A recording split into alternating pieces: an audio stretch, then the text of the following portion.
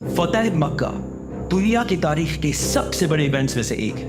मक्का को फतह करने के 2 साल पहले मुसलमानों और काफिरों के दरमियान एक एग्रीमेंट सुलह हुदैबिया हुई, जिसका एक पॉइंट ये था कि 10 साल तक मुसलमानों और मक्का वालों के दरमियान कोई लड़ाई नहीं हुई और अरब के सारे कबीलों के पास आज़ादी है कि वो मुसलमानों और काफिरों में से किसी के साथ भी पार्टनरशिप कर सकते हैं। और अगर इन कबीलों में से भी किसी ने एक दूसरे पर हमला किया तो सुलह हुदैबिया खत्म हो जाएगी। बनु बकर और बनु खुज़ाफ एक दूसरे के बहुत पुराने दुश्मन कबीले थे। बनु बकर पावरफुल और इन्फ्लुएंशियल कबीला था, तो उन्होंने सोचा कि अब इन कमजोर मुसलमानों से क्या पार्टनरशिप करें। तो उन्होंने उस टाइम ज्यादा पावरफुल और रिच कबीले कुरैश के साथ पार्टनरशिप की। बनु खुज़ाफ के पास और कोई ऑप्शन नहीं था, तो उन्होंने मुसलमानों के साथ पार्टनरशिप। ये हालात सुलह हुदैबिया के टाइम पर थे, लेकिन उससे कुछ ही अरसे बाद मुसलमानों ने अरब के सबसे रिच टिलों में से एक खैबर को फतह किया और उसके बाद रोमन एम्पायर से भी जंग मुता में टक्कर ली।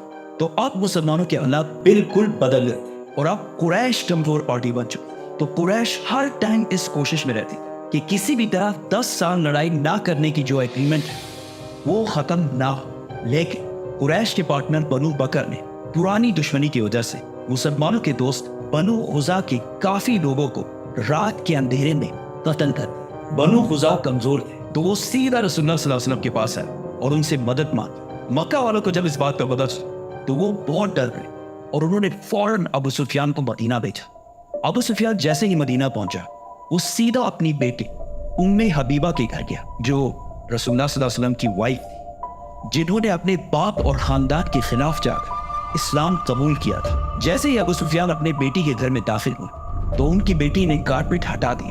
तो अबू सुफियान ने पूछा कि आई डोंट अंडरस्टैंड, ये कारपेट मेरे लायक नहीं है या मैं इस कारपेट के लायक नहीं। तो उसकी बेटी ने कहा, इस कारपेट पर रसूलुल्लाह सल्लल्लाहु अलैहि वसल्लम बैठते हैं और आप एक नापाक मुशरिक हैं। अबू सुफियान को इस बात पर बहुत गुस्सा आया और वो सीधा रसूलुल्लाह सल्लल्लाहु अलैहि वसल्लम के पास गया और उनसे भीख मांगी कि हमने सुलह हुदैबिया खत्म नहीं की। लेकिन रसूलुल्लाह सल्लल्लाहु अलैहि वसल्लम ने उसकी बात नहीं मानी। फिर वो अबू बकर रज़ियल्लाहु ताला अन्हु के पास गया और उनसे भीख मांगी।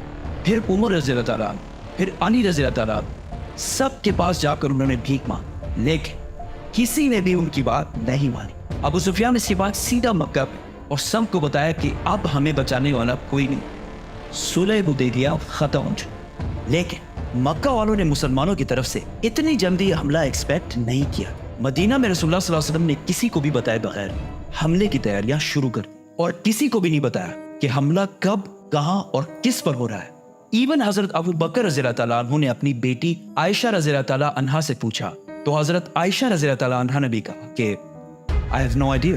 रसूलुल्लाह सल्लल्लाहु अलैहि वसल्लम ने अरब के लोगों को और कंफ्यूज करने के लिए एक छोटी फौज मदीना से मक्का की बजाय रोमन एम्पायर की तरफ रवाना की, ताकि लोगों को लगे कि मुसलमान रोमन एम्पायर पर हमला कर रहे हैं, मक्का को कोई कुछ नहीं कह रहा। लेकिन रसूलुल्लाह सल्लल्लाहु अलैहि वसल्लम के एक बहुत ही ट्रस्टेड सहाबी हातिब ने मक्का वालों को एक लेटर लिखा कि मदीना में हमले की बहुत जोरों शोर से तैयारी हो रही और हो सकता है मुसलमान मक्का पर हमला कर। और ये खत उसने एक औरत को दिया कि वो मक्का तक पहुंचाए, लेकिन रसूलुल्लाह सल्लल्लाहु अलैहि वसल्लम को अल्लाह की तरफ से पहले ही बता दिया गया। तो उन्होंने अली रज़ियल्लाहु ताला अन्हु को इस औरत को रोकने के लिए भेजा। हजरत अली रज़ियल्लाहु ताला अन्हु ने उस औरत को रोक लिया और उसे कहा, लेटर। उस औरत ने कहा, लेटर? मेरे पास कोई लेटर नहीं है। तो हजरत अली रज़ियल्लाहु ताला अन्हु ने कहा कि ये रसूलुल्लाह सल्लल्लाहु अलैहि वसल्लम ने कहा है, तो अब ये हो नहीं सकता कि तुम्हारे पास लेटर ना हो। लेटर। हजरत उमर रज़ियल्लाहु ताला अन्हु ने कहा कि मैं इसका सर काट के उधर फेंक देता, लेकिन उस सहाबी ने कहा कि मैंने सिर्फ अपने बच्चों को बचाने के लिए ऐसा किया जो मक्का में रहते हैं। तो रसूलुल्लाह सल्लल्लाहु अलैहि वसल्लम ने इस सहाबी को माफ कर दिया। 5 हिजरी में मक्का से 10,000 लोग मदीना फतह करने के लिए आए थे और अब सिर्फ 3 साल बाद मदीना से 10,000 लोग मक्का फतह करने के लिए रवाना। रसूलुल्लाह सल्लल्लाहु अलैहि वसल्लम का इंटेलिजेंस का निजाम इतना जबरदस्त था कि मुसलमान बिल्कुल मक्का के पास पहुंच गए और मक्का वालों को पता भी नहीं चला। तो रसूलुल्लाह सल्लल्लाहु अलैहि वसल्लम ने मक्का वालों के दिलों में खौफ डालने के लिए मुसलमानों से कहा कि मक्का के चारों तरफ खाना पकाने के लिए आग लगा। तो जैसे ही रात हुई मक्का वालों ने देखा कि मक्का के चारों तरफ आग लगी हुई है, जिससे उनके सारे हौसले टूट गए और आखिर मक्का के सरदार अबू सुफियान ने भी हार मान ली और वो उसी रात रसूलुल्लाह सल्लल्लाहु अलैहि वसल्लम के पास गए। तो रसूलुल्लाह सल्लल्लाहु अलैहि वसल्लम ने अबू सुफियान से कहा कि क्या अब भी वक्त नहीं आया کہ تم جان لو کہ میں اللہ کا رسول ہوں۔ تو ابو سفیان نے کہا کہ میرے دل میں ابھی بھی شک ہے، لیکن انہوں نے اسلام قبول کر لیا۔ تو رسول اللہ صلی اللہ علیہ وسلم نے آرڈر دیے کہ کل ابو سفیان کو ایک اونچی جگہ پر کھڑا کیا جائے تاکہ وہ مسلمانوں کو فل پاور کے ساتھ مکہ فتح کرتے ہوئے دیکھ سکے۔ اس سب سے 8 سال پہلے رسول اللہ صلی اللہ علیہ وسلم جس مکہ کو صرف ایک اور مسلمان کے ساتھ چھوڑ کر گئے، اب 10,000 مسلمانوں کے ساتھ اسی مکہ میں واپس داخل ہو رہے تھے۔ خالد بن ولید رضی اللہ تعالیٰ عنہ ساؤتھ اور زبیر بن عوام رضی اللہ تعالیٰ عنہ لیفٹ سائڈ سے مکہ میں داخل ہوئے، اور رسول اللہ صلی اللہ علیہ وسلم نے ان کو کلیئر آرڈرز دے دیے کہ کسی کو بھی بے وجہ قتل نہیں کرنا۔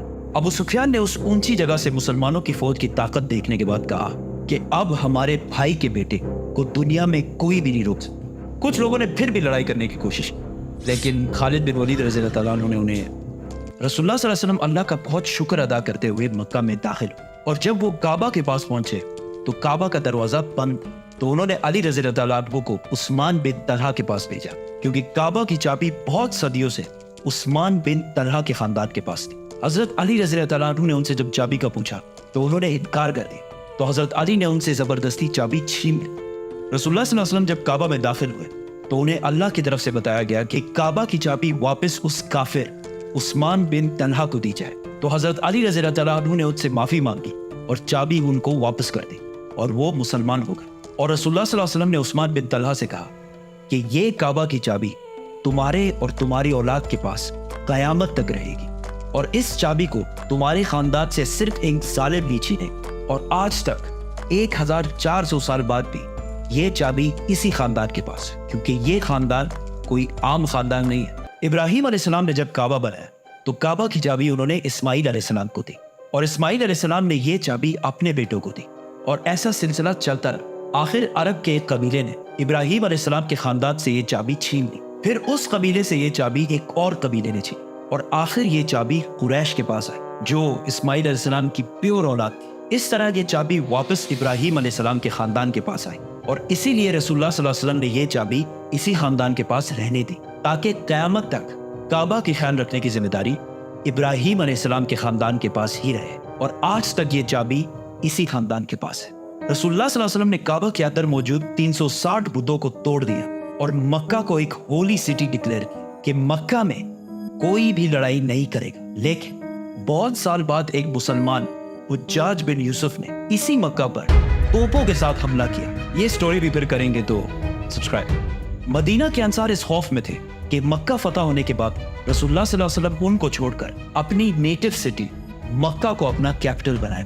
رسول اللہ صلی اللہ علیہ وسلم نے اتنی ساری لڑائیوں اور مکہ والوں کے اتنے ظلم کے بعد سارے مکہ والوں کو اکٹھا کیا اور ان سب کو کہا کہ آج میں تم لوگوں کے ساتھ وہ کروں گا جو یوسف علیہ السلام نے اپنے بھائیوں کے ساتھ کیا تھا، اور پورے مکہ میں سب کو معاف کر دیا۔ اور اتنی بڑی فتح کے بعد بھی مکہ میں کسی سے بھی کوئی مال غنیمت نہیں لیا، اور رسول اللہ صلی اللہ علیہ وسلم کچھ ہی دن بعد مکہ سے واپس مدینہ اپنے کیپٹل چلے گئے۔ اب مدینہ کی یہ ریاست عرب کی سب سے طاقتور سٹیٹ بن گئی، لیکن عرب کے کچھ قبیلوں نے پھر بھی مسلمانوں کی طاقت ایکسیپٹ نہیں کی، تو رسول اللہ صلی اللہ علیہ وسلم اس بار 12,000 لوگ لے کر حنین کی طرف روانہ ہوئے۔ اس فوج میں بہت سارے نئے مسلمان بھی تھے، اور وہ بہت ریلیکس تھے کہ ہم آرام سے جنگ جیت جائیں، لیکن یہ جنگ مسلمانوں کے لیے سب سے خطرناک جنگوں میں سے ایک ہے۔